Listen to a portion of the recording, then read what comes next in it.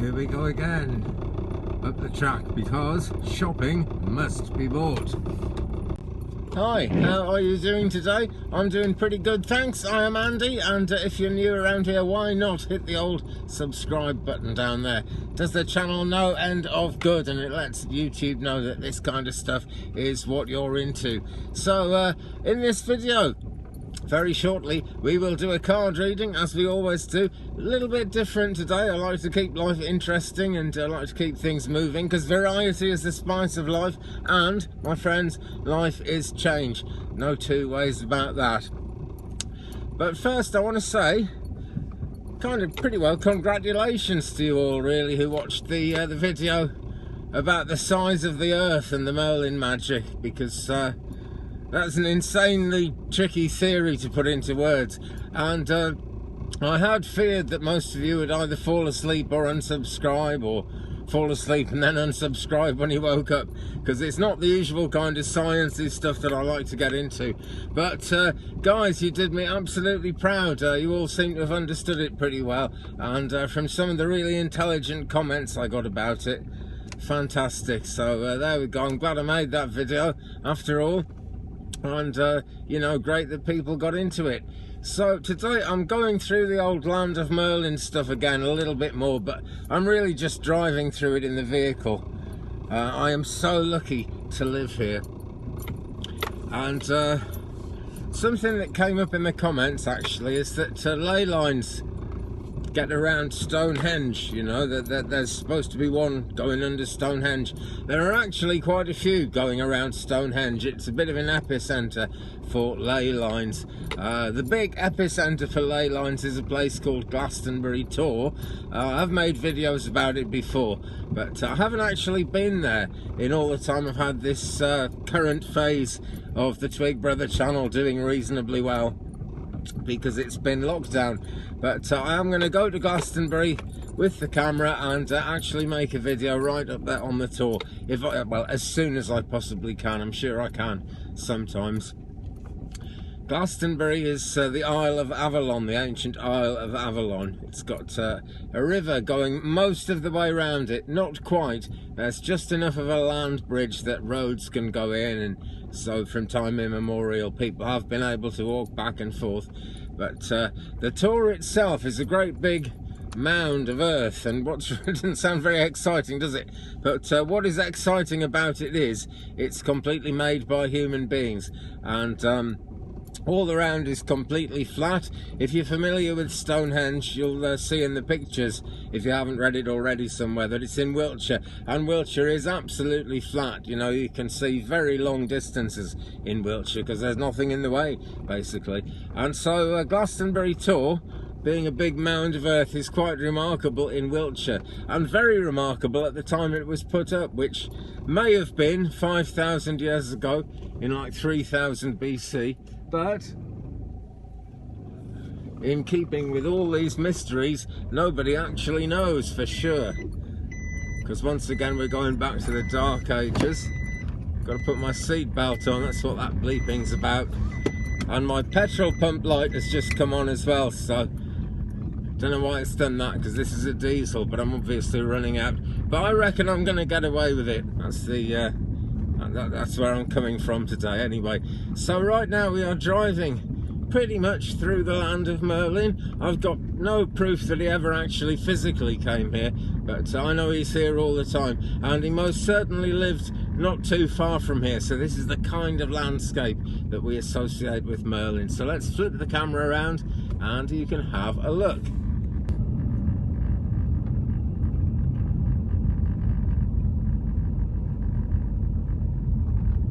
See the hills in the distance there, sort of disappearing as we go down the hill. And we'll come up the other side.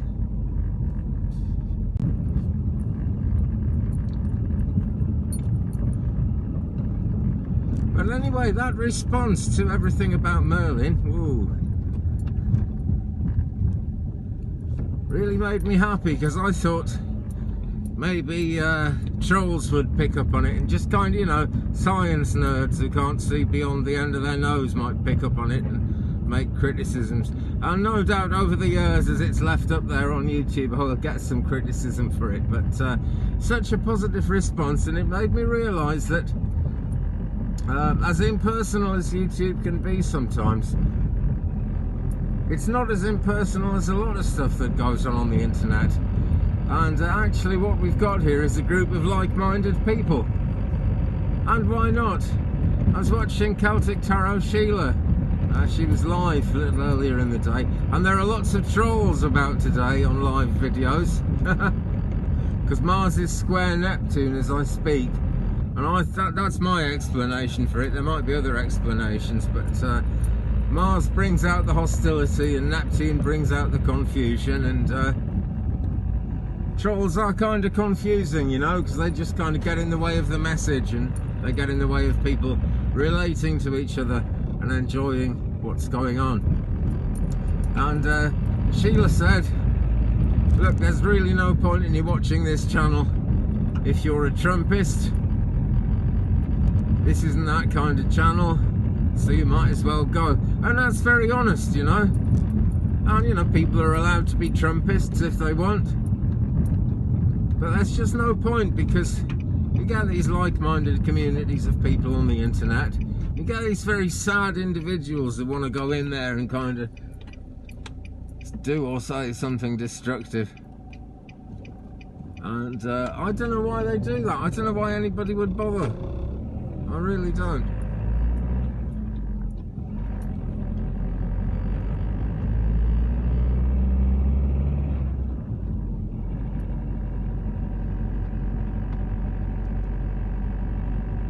I don't think I've brought you this way before, but you've seen lots of roads that look just like this.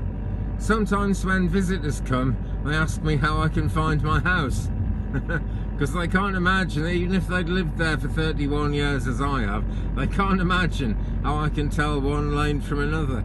But it becomes pretty easy after a while. And this is common in many cultures around the world where there aren't main roads and kind of town facilities. People can tell people where the way to go is, can describe where they've got to go to get where they want to be by things like a line of trees, or we've got this house here, there are lots of houses like it, but that one, you know, it looks like basically. There's nearly always washing on the line, and it just looks like that. And I bet some of you have realised without me saying it that this isn't a road I've brought you on before. It's a road I've been on lots of times. We're right up on the top of the hill opposite my house at the moment. And I've got one or two friends up here.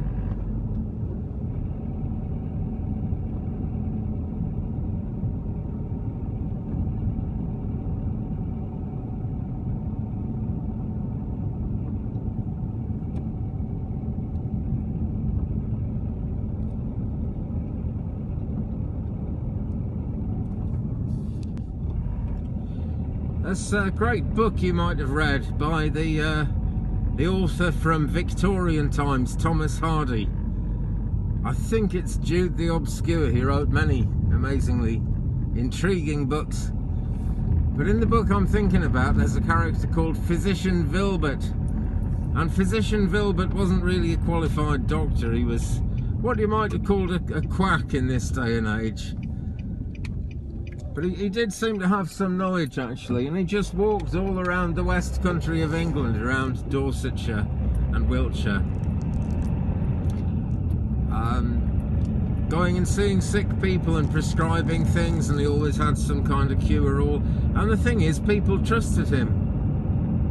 But to my point about how we don't always need all the modern conveniences to be able to find our way around, he spent his whole life walking around the west country of England, and he'd have been very briefly in one place, and the next day he'd have walked 20 miles further to somewhere else, and he wouldn't come back for a couple of years. It would take him a couple of years to get all the way through his round, and yet he could always find places.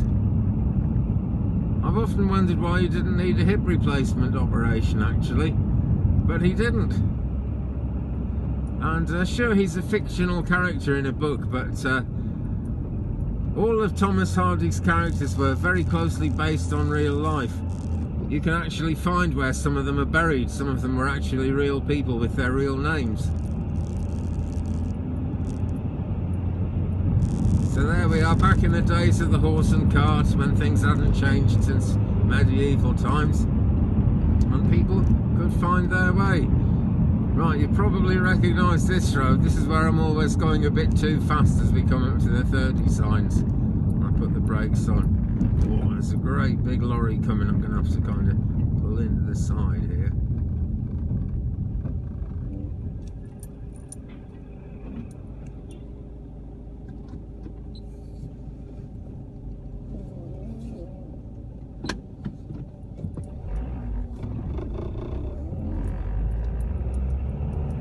And another one. But he's pulled in for me, thank goodness for that.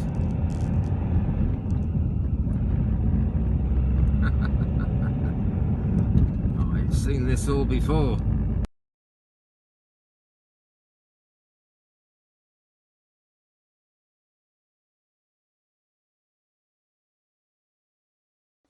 So, with that, back at the homestead, let's do a reading, a 5-card tarot reading we're going to do, as we so often do, but we will start off with a card from Keepers of the Light, an oracle card, just to give us a bit of a significatory hint to what the reading is all about. So let's turn the top one over, and we've got Faith. And yeah, Keepers of the Light, Faith. She's pretty much an archangel as far as I'm aware. She's not someone I knew much about until this deck actually fell into my hands, but she's essentially Archangel Michael's twin flame. So she's a very, very high energy, and she links us with our sort of higher chakras in a lot of ways. The card says faith, humanity and benevolence. Stay calm, trust the good in yourself and others, see the light in this world. And that is quite a list of things we've got to think about there, actually, but they're all very positive ways of focusing our intention. And speaking of focusing, do you like my new glasses? I finally got them. They finally arrived, and so here they are. And look, she's holding up a sort of glass ampule thing in the shape of a heart, and that really symbolises the nature of Faith's heart and the nature of the human heart when it's really kind of engaged as a heart chakra and doing its work, because it becomes a vessel from which we can pour out love. And she says, trust the good in yourself and others. And that's what really needs to happen to make the psychic connections, to make the human connections, to make all the connections a human being can make, really. And that is so important. You know, the chakras are a very personal thing, but particularly the heart chakra, if not all the higher chakras, are very closely associated with what we can do, what we can actually give out, and what we can change in the world. That's what really matters. So that looks like a theme for this reading. We're going to go with Tarot in Wonderland. Don't know if you saw Liz Crafts' review of this deck. If you didn't, just LIZCRAFTS, Liz Crafts. Check out Liz Crafts' channel, and you can see what she thinks about this deck and have a bit of a review of it. It's a wonderful deck, actually. Anyway, let's turn over the first 5 cards. And, well, let's turn over the first of the 5 cards. Not going to turn them all over at once. That would never do, would it? And here we go, the Ace of Cups. So that actually ties in very closely with what Faith is talking about here. The cups, of course, are our longings and desires, but they join in with other people's longings and desires, and that's the way to really make stuff happen for the very best. That's how it really works when we're in sync with the rest of the human race. In the background here, you can see this waterfall, and the water's pouring down. It's absolutely unstoppable, and that is the nature of love and light and everything good in the spiritual realms. You know, it's always, always flowing, and it's always, always for the best. I'm not saying there isn't a dark side, goodness me, no. Got to ground ourselves, got to protect ourselves. That's how it works. And if you don't know about that stuff, folks, grounding, just Send roots out from your feet, visualize them going down into the earth and locking you up nice and tight so nothing can knock you over. And protection wise, imagine what my friend calls the cosmic condom. You sort of pull this bubble down around yourself, all visualized, you know, because intent is absolutely everything in spiritual practice. And ask Archangel Michael, faith's other half, you know. Ask Archangel Michael for protection as well. He is brilliant at that. He is the very best. He really is. Okay, and once that's happened, you can set about doing any work that you need to do with other people, and more importantly, doing work on yourself. And there's nothing selfish in saying that at all, actually, because the more you give to yourself in this way, in this spiritual way that we're seeing in the alchemy of the Ace of Cups here, the more you give to yourself, the more you can give out to other people. It's that old thing, you can't pour from an empty vessel. And we see two very full vessels here. We've got the teacup there, which symbolises me, I think, because I love drinking tea. And we've got the spiritual cup being held out like a chalice to the other side of it. And whatever you put in terms of when there's an ace, you know that there's alchemy, and whatever you put into it, it's going to kind of have a much better result, a bigger result than just kind of adding up whatever ingredients that you've put into it or whatever you've got going on in your life at the present time. So Ace of Cups there, it's all to play for. And as an opening card, this is fantastic because as an ace, it's a starting point, it's a beginning point. So just see it in the context of what Archangel Faith is talking about there. Turning over the next one, we have got the Five of Swords. An interesting one, this. Right, in the background, we can see two kind of servant characters there. One of them's got the six of, what is that? The Six of Spades, and the other one's got the Three of Spades. So we're looking at 9 there. We're looking at almost completion. And that is one of the things about the 5 in tarot, the 5 in any of the suits. There's a glitch there. It's kind of halfway to completion, and it can very easily become halfway to nowhere, stuck in the lift. You have to have the intention of keeping going. She's not taking any nonsense, the Queen of Swords here, which is what she is really, although she's showing up in the 5 there. And it's all, you know, it's a lot of mental effort. You have to really kind of make the decision that you're going to keep going, and you have to try and summon up within yourself, if you possibly can, the courage to keep going with whatever plan you started, you know. And at this point, think of that, you know, what have you started? What have you tried to make happen? Something started here, because we've got the Ace of Cups. And so something started in a big way, but you've got to keep the thing moving, okay? And nothing in this life can be achieved without a bit of work. Some say no pain, no gain. I would contest, my friends, that it doesn't absolutely have to be painful, and I certainly hope it isn't painful for you. But sometimes a thing can seem impossible, and if you make up your mind that you're going to do it, you can actually make it happen. And this is the thing, because I know you're longing for it. If you're drawn to this reading, there's something you're definitely longing for, because that's what the cups are all about. And then we've got the swords, you know, and 5 of Swords. Got to make this decision, and you see, we're seeing the Queen here, because you've got to really take charge, you know, you've got to be in charge of the situation. And that means don't put any decisions off, actually get some decisions made, because it's all leading towards card number 3. And this one is from the Major Arcana. It's number 20. It's Judgment. And as you're making those decisions, or maybe just that one big decision that's going to lead to moving you forward into the rest of whatever life has got to offer you at the moment. And we are just about on a new moon at the moment, so life is sort of bidding you to make some plans. That's a fact. I wouldn't launch any of your plans on the new moon. 2 or 3 days after is a good time for launching plans, when the moon is visible in the sky. But this is a time for judgment. Now, it's number 20 in the Major Arcana, so it's actually very close to the end of the story of the Major Arcana. And this has to happen to really make other things happen, to really keep the flow of spiritual progress and progress in this life, progress in this world flowing. It's a very old meaning of the word judgment. It goes back to the early 15th century, earliest tarot decks that came out around that time. And it's more about what that word meant then than it is now. To us these days, a judgment is like a legalistic thing maybe, or, you know, some people say don't judge me, or don't judge others, or do judge others, depending who you're talking to. And that is, you know, that's a really important philosophy in modern day life, and it's an important thing to be aware of, because someone's always judging us. I've got to think about how you guys judge my videos for one thing, and I'm always happy to read the comments. I haven't had any really negative ones in a very, very long time actually, and I'm grateful for that. But hey, do let me know what you think in the comments down below, guys. That is that's important, you know. I can kind of keep the channel flowing along the lines that people are happy with, and people are happy with channels like this when we kind of hit the spot right, you know, get it just right. And as a psychic, as a medium, I'm always wanting to make sure that I get it as right as I possibly can.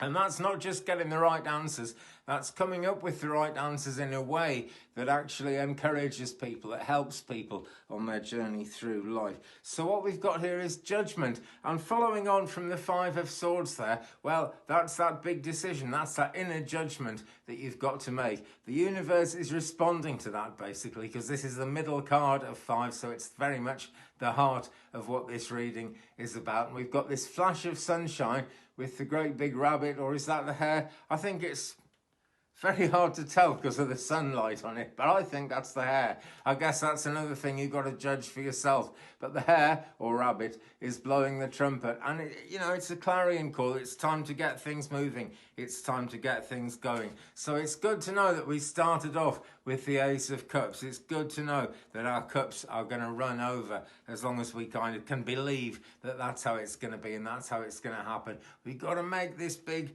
judgment within ourselves about our own lives, and that decision to keep things moving and to keep going. And as long as we make that, the universe will back it up, because this is a time of judgment, big style. So moving on, what have we got, my friends, for card number 4? That is what I should like to discover at this moment. This is the short-term future Ace of Wands, and things are changing fast. Now, this actually brings me to something quite important about the world generally, and the way tarot readings and spirituality generally works in the world.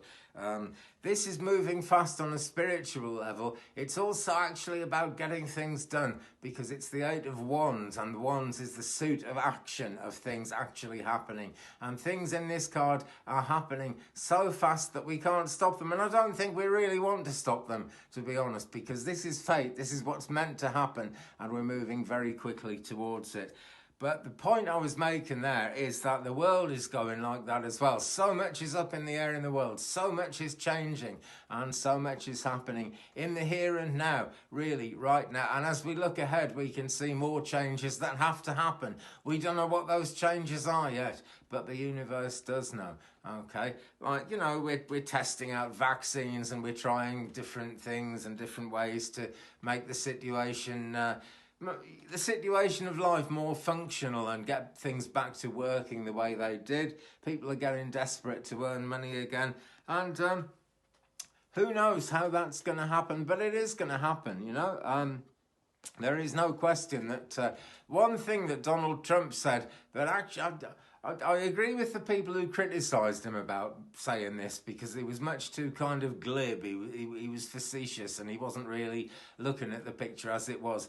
But his words are essentially true when he said that we're going to wake up one day and all of this will have gone, all of this will have passed. It is like that with these big things. Do you remember Ebola? Not that long ago, actually, at all. Ebola, and there was terror, and there was a great deal of worry about that. And then one day, it was just announced that it had been eradicated, and that was the end of it. And it took me by surprise, actually. It really took me by surprise when that came out. It's the last thing I would have expected. You could have knocked me down with a feather. You really could. And the fact is, although what we're going through in the world at the moment is very much more potent than that, and it's affected far more people. You know, I suppose it's no more potent because Ebola was a killer, but this has affected far more people in just about every country of the world, I should think. But we are going to find a way out of it, and there will come a time, one day, maybe, you know,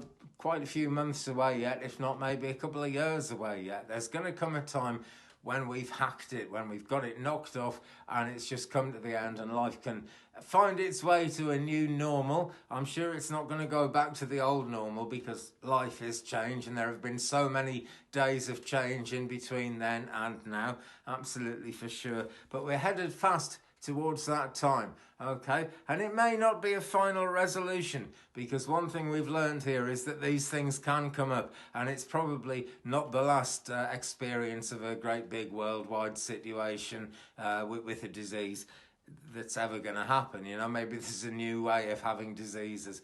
But now we know a lot better how to react to it. Things have changed. For example, when the news first broke about, I think it was about January of 2020, I was watching a YouTube video by someone who lives in Wuhan, who was explaining how it was there. And I bought myself a packet of masks because I thought they'd get a lot more expensive all of a sudden. And I also bought a pair of swimming goggles, would you believe? And the reason was that at that time, they thought you could catch it through your eyes, you know. So I bought some swimming goggles thinking they'd get super expensive as well. And my swimming goggles are still in a drawer downstairs. I've had absolutely no use for them. And if you know what I mean, we find different things that work. Excuse me, we find different things that work. We find some of the things we thought were going to work that didn't work or don't work, and we move on. We keep finding new ways. That's the point. And friends, we're absolutely zooming towards new ways of doing things. And in terms of what Archangel Faith has to say here, humanity, benevolence, trust the good in yourself and others, stay calm, and see the light in the world. All those things are relevant in that situation. The calmer we stay about what's been going on, the better. And when this card happens, there's very fast-moving progress, very little we can do to change anything. But if we stay calm, we'll have a much better outcome, absolutely for sure. And trusting the good in yourself and others is a really, really important thing in making sense of a very fast, rapidly changing world. It's always been an ever-changing world. That's the nature of it. But I don't know if the world has ever changed anything like as rapidly as it's changing at the moment. So that, dear friends, is card number 4, the short-term future. What is the long-term future? What is the outcome card in this reading? It is the 2 of Pentacles. And goodness me, wouldn't it be nice if we had something that just looked like the end of everything, and, you know, the end of all the troubles, and everything was going to be fine. It's an ever-changing world, friends. It's not going to happen like that, I'm afraid. It's always going to be a balancing act. It's always going to be about juggling. But there's absolutely zero to worry about here. The Hatter looks pretty worried, but that's why he's the Mad Hatter. The clouds are slanted, and whenever we get anything going at a diagonal in a tarot card, it always signifies that not all is what it seems, you know, or all is not what it seems. That might be a better way to say it. So there is still kind of going to be things in the world that we don't understand, absolutely for sure. And again, that's why it's so important to trust the good in yourself and others. And I trust the Hatter with these pentacles, which represent abundance in so many ways, because he's juggling them, but he's got his hands positioned really well. He's not actually going to drop those. That's the thing, you know. And even in the most traditional expressions of the 2 of Pentacles, you don't actually see the character in the card dropping them. That's not what it's about. We've also got 2 cups floating about in the sea here. Can you see them? They're like got up as boats, and they've got sails and everything. And that makes me think of the Suit of Cups, even though this is a Pentacles card. It's the things we long for. It's the things that we desire and the outcomes that we seek. That are all at sea at the moment. Lots of people, when I do readings, ask me, you know, do I think things are going to go back to normal for them, or are they going to be able to get back to work, or maybe there's a relationship. A lot of people have had to put relationships on hold because they haven't been able to travel and meet the person. I know 2 or 3 people in particular, just myself, friends of mine who are in that position at the moment.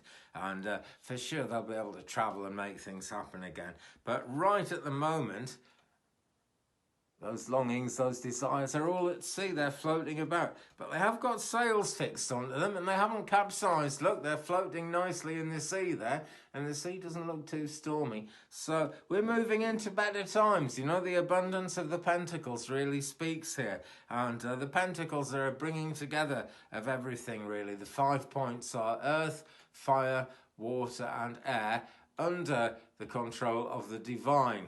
That's, you know, that's the nature of the 5 that we see in the 5-pointed star of the pentacles. And the pentacles relate strongly to abundance because, you know, you can't really have abundance. You can't make good things happen unless you've got all the elements in balance. And that is so much always a thing worth thinking about. But let's just go back again at the end and take a look at Faith again. Here she is. She almost looks like a plain lady. It's a very beautiful looking picture that's been drawn here, but there's something plain about her, you know, and that is the nature of human beauty. A lot of people find it very difficult to look at themselves in the mirror and feel good about themselves and feel happy about themselves because it's human nature to feel a bit blemished within yourself, you know, and I think we all feel some of the humility that Faith is actually showing here. But she's on top of the situation, you know. She's carrying all the goodness in that bottle in front of her heart there. Her heart chakra is really abundant and flowing, I would say, because it's a kind of watery colour about that. Not an icy colour, a watery colour. And it's turquoisey colour too. It's there's a lot of turquoise in this card. And that is all going to be about speaking your truth, living your truth, making your truth a real thing. That is what matters so much, friends. Okay, so with that just about concludes today's reading. So I'm going to say thanks so much for watching, friends. Do give me a thumbs up if you've enjoyed this one. Please hit the subscribe button. It makes a massive difference to the algorithm. Leave me a comment. That makes a big difference as well. And in this day and age, guys, the channel is it's taken off a little bit. I hope it's going to take off some more, but it is definitely growing and I'm grateful and delighted. But I'm doing more and more readings at the moment. I seem to spend my whole life doing readings and that's great. That's what I prayed for. If you'd like a private reading, hit me up 35and83 clicky link to my email down there in the description. If you'd like to buy me or the channel a coffee, please also click the coffee link, which is ko-fi.com/twig, and again there's a clicky link down there for that. There are more clicky links for all kinds of good things. Facebook, you can Twitter me and I'll attempt to Twitter back at some point.